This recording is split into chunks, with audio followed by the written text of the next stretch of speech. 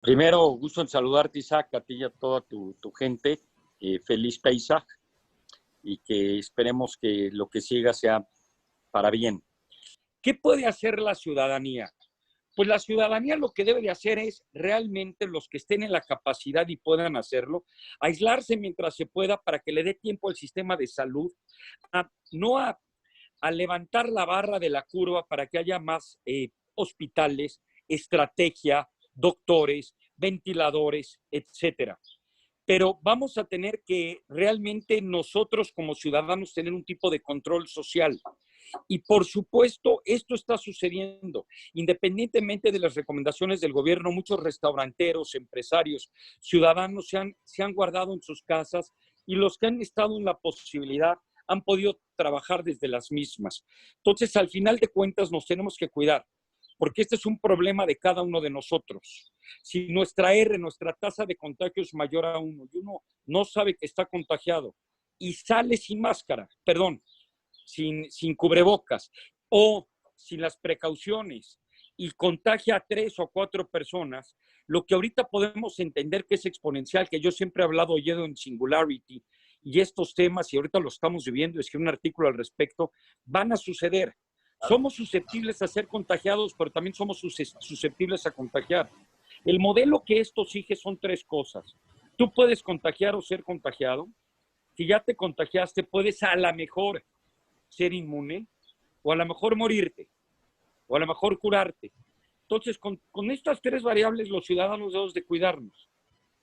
¿Qué va a pasar y cómo va a pasar esto a la gradualidad para realmente bajar la curva? Allí es donde nosotros hicimos una propuesta que estamos trabajando del doble no circula de las familias. En Israel parece que está aplicando algo similar, pero yo le veo algunos problemas. En Israel parece que se está proponiendo que 4 días a la semana no se trabaje, no se salga, no se labore, y que por supuesto la gente que esté contagiado, que sea mayor de edad o que esté comprometido su sistema inmunológico, esa gente se resguarde. El problema de los 3 y 4 días y la ventaja de los 3 y 4 días. La ventaja es que es más fácil llevar un monitoreo social donde las calles estén vacías 3 días por completo.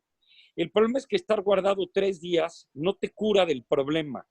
Tú puedes seguir contagiando, mientras que si estás 4 días o 5 tampoco. Pero 2 semanas o 3 semanas, si estás contagiado, sí puedes volverte inmune y puedes dejar de contagiar a gente. Dos, si tú haces esto por apellidos o por días de la semana, tienes otro problema. Casi siempre la gente que se contagia es por clústeres. Una persona en la casa está enferma, los demás están enfermos o se van a enfermar. Entonces, aquí lo que tienes que hacer, una vez más, es evitar que se saturen los hospitales, que se sature el sistema de salud. Entonces, si tú, por ejemplo, pudieras tener una política pública que una vez que ya estuviste 40 días como nosotros, o 30 o 25, en cuarentena todos, si logramos hacer que esto le permita al sistema de salud tener más hospitales, más doctores, más inteligencia, en el momento en que tú saques a toda esta gente, vas a volver a tener este problema, pero 2 o 3 semanas después. Lo tienes que hacer de manera gradual. Por eso Claro. una idea de Pamela Cortés, y que no es mala y que le estamos probando y corriendo con gente Súbete en un MIT poquito, del André, grupo de Clarillas. ¿Mandé? súbete un poquito, porque tu cara, hemos propuesto, lo mejor. Sí. Lo que estamos tratando de proponer es que haya un doble no circula, pero por castas. Si tu numeración termina en 50 en 0, los 0 y 1 hoy no circulan por 2 semanas. Los 2 y 3, los 4 y 5, los 6 y 7. Lo que esto permite es, uno, que toda la gente que sea mayor de edad, de todos modos la tienes que sacar del pool. Toda la gente que ya sepa, que haya tenido prueba positivo también. Toda la gente que realmente tenga síntomas altos, aunque todavía no se haga la prueba, se debe de salir del pool. Toda la gente que tenga proclividad a un sistema inmunológico comprometido también. La gente mayor de 60 años igual. La gente que no necesite salir, que no salga y que pueda trabajar de su casa adelante. Pero todos los demás debemos de saber que podemos tener una debacle económica sin precedente. Entonces, sacar al 70 u 80% de la población, repito, una vez que el número de contagios haya llegado a su máximo, 10 días después, y que tengamos eso diagnosticado o después de que se declare que ya vamos a salir, que salgamos por partes nos va a permitir que la gente que se enclaustró por el número de casa 2 semanas va a regresar inmune. O desafortunadamente algunos van a estar enfermos y se van a tener que quedar más tiempo, o algunos se van a morir.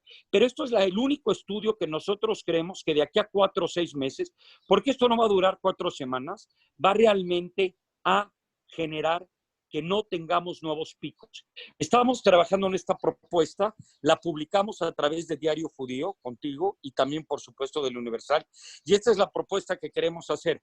Cuando tú preguntas qué pueden hacer los ciudadanos, pues una de las cosas es crear este tipo de propuestas, es evaluar y realmente transmitir este tipo de proyectos. Y por el otro, evitar contagiar a los demás y ser contagiados. Eso va a ayudar mucho al bien público. Oye, Andrés, como nunca, hoy se necesitan estas mentes brillantes que ayuden al planeta y al mundo, porque no es nada más cosa de México, es de todo el planeta, de todo el mundo, y se necesitan reunir estas mentes brillantes y encontrar los líderes mundiales, porque no hay quien esté tomando una batuta, y encontrar soluciones como la que tú estás planteando a nivel mundial, y una de esas es una reunión que va a haber un summit digital, ¿sí? Por el mundo, por el World for the Summit Digital, ¿no? Donde tú eres participante junto con gente como Peter Diamandis, y varios más. Sí. ¿Sí? Que además son personalidades que hemos visto a varios de ellos en la Ciudad de las Ideas, así que reforzamos que tenemos la oportunidad de ver gente muy importante en este evento que esperemos pronto Peter Diamandis y Salim Ismail son, sobre todo Salim, son los padres del tema exponencial. Y Singularity University, de la cual soy profesor adjunto, tiene que ver con este tema. Sin embargo, nunca se ha llevado, digámoslo de alguna manera, a la práctica. Siempre se ha hablado de tenemos que pensar exponencialmente y no linealmente. Tenemos que comprender el concepto de exponencialidad. Desafortunadamente nos confronta el coronavirus y es el mejor ejemplo de vivir lo exponencial, de sufrir, padecer, entender lo que es exponencial. Y ante un problema exponencial, por supuesto, se requiere un pensamiento exponencial. Ejemplo de esto, una realidad va a ser que vamos a tener que vivir ya distinto. El término de normalidad ha cambiado. El término de normalidad es que si tenemos 2,000 ventiladores, México debe tener siempre 80,000. Claro. El término de normalidad va a ser tener una política de higiene, de lavarte las manos y tomar distancias por el resto probablemente de muchos años. Todo este tipo de temas de hacia dónde va la educación, hacia dónde deben de venir todo este tipo de proyectos, se van a tratar en esta conferencia, que ya es un ejemplo del nuevo mundo, que va a ser online, y donde personajes como los que acabas de mencionar están allí.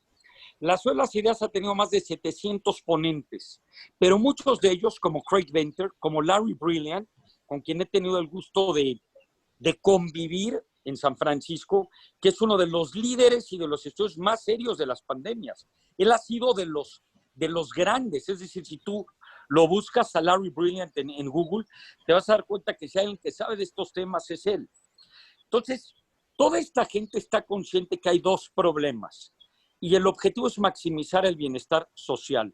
Un problema es evitar el máximo número de muertes, porque estamos ante un virus que contagia a muchísima gente, que es asintomático, que es agresivo, pero a diferencia de la ébola que te enfermabas y luego te morías, aquí no pasa eso. Aquí te puedes enfermar y no sentirlo, lo cual esto hace cosas muy severas, que cuando la gente dice no uses cubrebocas si no lo tienes, es que no sabes si lo tienes, lo puedes tener, mejor úsalo. Cuando es tan agresivamente contagioso, pero que las probabilidades de quien se contagie, muy pocas, lo van a tener de manera grave y de esos muy, muy pocas se van a morir. Pero lo que quieres es evitar la máximo número de gentes. La gente que te dice, oye, pero se muere más gente en accidente de coches, se muere más gente por un ataque al corazón. Ojo, cuidado, no te creas todo lo que te dicen. Cuando alguien le da un ataque al corazón, no le dan a 1,000 al mismo tiempo. Claro. Esto es esparcido. Dos. Cuando a ti te da un ataque porque fumaste, pues tú quisiste fumar. Aquí a lo mejor nosotros podemos prevenirlo como sociedad. 3, si saturamos las camas y los hospitales por esto, que nos va a llegar a todos al mismo tiempo, si es que eso llegara a pasar, la gente que en ese momento le dio un ataque al corazón, que podría haber sido salvada, ya no va a salvarse. Esta es una cosa sistémica, de estudios complejos. Entonces debes de tener mucho cuidado. Este es un virus que sí discrimina, ataca mucho más a la gente mayor de 60 años, ataca mucho menor a los niños, sí discrimina, ataca mucho más a un dentista que está en riesgo de contagiarse que a una persona que se encuentre en un mundo rural donde a lo mejor no hay ningún foco de contagio. Ataca muy distinto a una persona que trabaja probablemente haciendo y cortando leña que a una persona que por supuesto trabaja en un hospital. También discrimina en términos de la gente que ha estado viajando por todo el mundo con la gente que no. Entonces, cuando un virus discrimina contra las embarazadas, contra los adultos mayores, con los que tienen diabetes, con los que tienen el sistema inmunológico comprometido, debes de hacer políticas públicas que discriminen. No es lo mismo cerrar la economía de la Ciudad de México que cerrarla de una zona rural donde no hay ningún foco de contagio. No debes hacerlo. De entrada, la gente que está ahorita contagiada, hay que hacer pruebas por todos lados, hay que guardarla. Pero la gente que probablemente no se le necesite, hay que darnos cuenta que hay otro objetivo también, y que es la economía.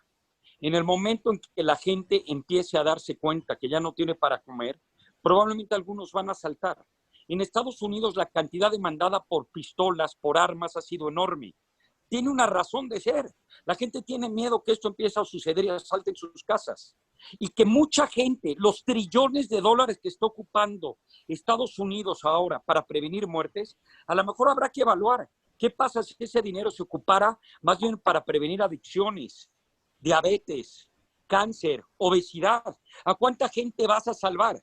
En pocas palabras, este es un trade-off, es un dilema de política pública entre salvar vidas presentes contra vidas futuras. Por eso debes de tener en tu ecuación dos cosas. No generemos un problema económico del cual no nos las vamos a acabar, pero por el otro lado no saturemos a los sistemas de salud. Por eso hay que pensar en este tipo de propuestas como las que estamos pensando, porque si no vamos a tener lo peor de los dos mundos. El debacle económico nos va a generar muchas muertes, y las muertes y un sistema saturado de salud nos van a generar un gran debacle económico. Yo te pregunto a ti, Isaac, tú que te dedicas a los medios, ¿qué va a ser más impactante? ¿Una fotografía de la gente asaltando tiendas y restaurantes y entrando a supermercados y rompiendo, o una foto del hospital La Raza, donde tú veas a muchos cuerpos tirados en el pasillo y a gente que se encuentra con falta de bolsas por razones de muerte? Stalin decía, una muerte es una tragedia, 200,000 es una estadística. Pero Stalin hablaba de un mundo donde no había redes sociales, donde no había diario judío ni esta manera de comunicarnos. Claro. Imagínate una fotografía del presidente dándole un beso a una niña y a la vez una foto de Vive Latino junto con lo del hospital que te acabo de decir. Claro, va a ser caótico, va a ser tremendo y ¿Qué un foto? descontento que además va a levantar todo. Las dos fotos son reptilianas, pero ¿cuál es más dramática?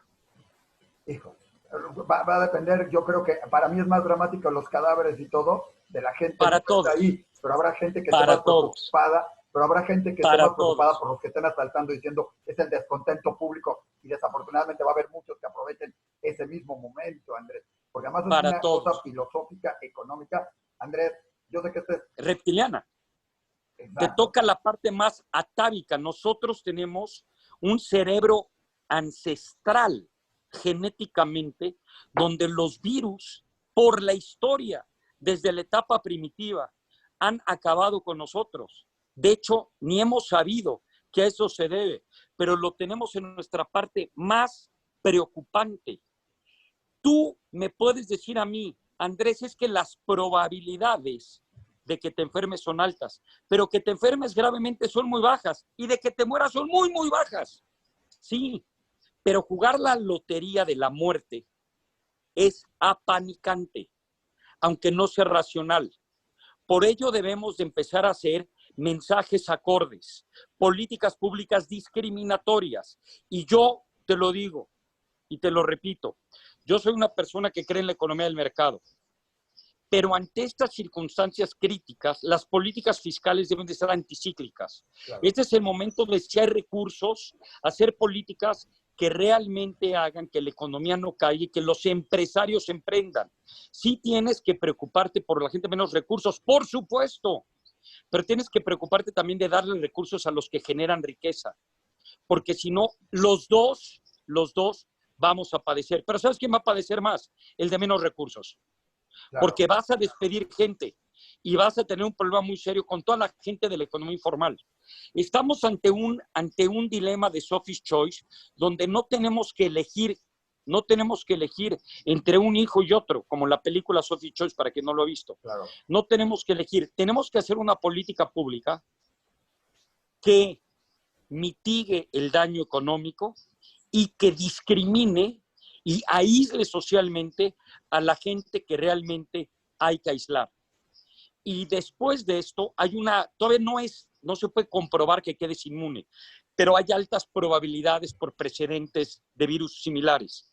Hay ahora una pulserita donde la gente que fue aprobada positivamente con coronavirus y ya ha sido curada, se la pone para que también pueda regresar al pool y no la tengas que dejar allí. Es como el doble no circula de los coches que no tienen por qué no guardarse porque están muy bien, porque ya son inmunes. Entonces, esta es una política pública que estamos proponiendo. Nos debe de preocupar la economía, nos debe preocupar la saturación, por ende la prevención de muertes y salvar vidas. Pero para ello también nos debe preocupar una cosa que sacó la revista The Economist hace 4 semanas. Para que esto funcione, debes de tener, obviamente, lo que acabamos de hablar, políticas públicas inteligentes y discriminatorias, pero también liderazgo, porque si no hay confianza no hay liderazgo, y si no hay confianza no sigues instrucciones, y si no hay confianza no hay inversiones, y si no hay confianza no hay economía, y con base en ello vamos a tener problemas muy severos. Entonces, tenemos que ponernos las pilas. Andrés, ha sido un placer. Podemos seguir hablando horas y horas y horas. Podemos hacerlo en otro para que no sea tan pesado. Ya va a ser Pesach. Ya hay que prepararse para la cena. Además es Pesach, pero seguiremos hablando contigo porque hay mucho que hablar sobre el Summit, sobre esto, sobre los conceptos y dilemas que van a venir filosóficamente en algún momento, que va a ser la decisión en algún momento